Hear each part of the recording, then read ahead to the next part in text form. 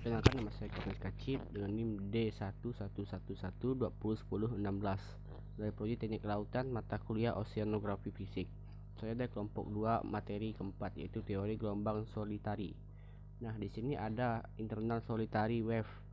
Ini juga berdasarkan beberapa pakar ahli oceanografi. Itu adalah arus bawah laut yang cukup kuat yang bisa menarik secara vertikal. Akibatnya kapal dapat jatuh lebih cepat ke arah dasar laut dari biasanya. Nah, untuk mengatasi itu, awak kapal selam mesti menggunakan tenaga pendorong yang lebih kuat dari biasanya. Namun, ahli menekankan faktor alam seperti apa yang menyebabkan KRI Nanggala 402 tenggelam harus dibuktikan melalui proses penyelidikan yang akan melibatkan para pakar dari dalam maupun luar negeri. Nah, untuk gelombang soliter internal atau disebut sebagai internal solitary wave. Nah, gelombang solitary ini dapat mencapai ketinggian bawah laut yang menyebabkan kekhawatiran bagi kapal selam. Internal solitary wave dihasilkan oleh pasang surut yang kuat pada air laut yang lebih hangat dan lebih dingin, serta geografi bawah laut. Gelombang soliter internal adalah wilayah samudra tertentu di seluruh dunia. Sebagai contoh, Selat Gibraltar yang menghubungkan Mediterania dengan Samudra Atlantik sebagai Pasifik Barat dan Laut Cina Selatan tak hanya ada di sana. Gelombang soliter internal juga diketahui ada di kawasan selatan Lombok di Indonesia, tepat KRI Nanggala 402 hilang. Matem Alfop, Direktur Asosiasi Laboratorium Fisik Laut di Scientific Institute of Oceanography di San Diego, mengatakan bahwa AS, Cina, dan Rusia telah menghabiskan banyak uang untuk mempelajari gelombang internal di Laut Cina Selatan karena potensi dampaknya.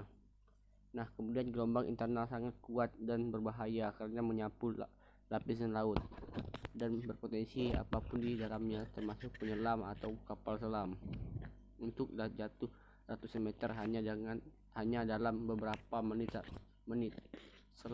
Selat Lombok juga dikenal sebagai daerah dengan gelombang internal yang kuat. Nah, jejak sejarah tentang gelombang soliter internal. Sebuah studi tahun 1996 oleh Angkatan Laut AS mencatat bahwa bagian dari gelombang internal amplitudo besar dapat membuat kontrol kedalaman kapal selam menjadi sulit, terutama ketika kapal selam berjalan dengan tenang dengan kecepatan rendah. Operation mencatat gelombang serta internal solitary waves dan dapat menyebabkan ketenggelaman kapal selam yang tak terkendali. Dalam Perang Dunia Kedua, kapal selam menghindari Selat Gibraltar karena terkenal memiliki gelombang bawah laut yang tidak biasa yang dianggap berbahaya. Assalamualaikum warahmatullahi wabarakatuh. Saya Angga Marta. Baiklah, di sini saya akan menjelaskan teori gelombang solitary. Ada internal solitary wave. Ini juga berdasarkan beberapa pakar ahli oceanografi. Itu arus bawah laut yang cukup kuat, yang dimana bisa menarik secara vertikal. Akibatnya kapal dapat jatuh lebih cepat ke arah dasar laut dari biasanya. Di sini ada gelombang soliter internal atau disebut internal solitary wave. Gelombang solitary ini dapat mencapai ketinggian bawah laut yang menyebabkan kekhawatiran bagi kapal selam. Ya, biasanya itu sangat menjadi ancaman kadang bagi kru-kru atau kapal selam itu sendiri.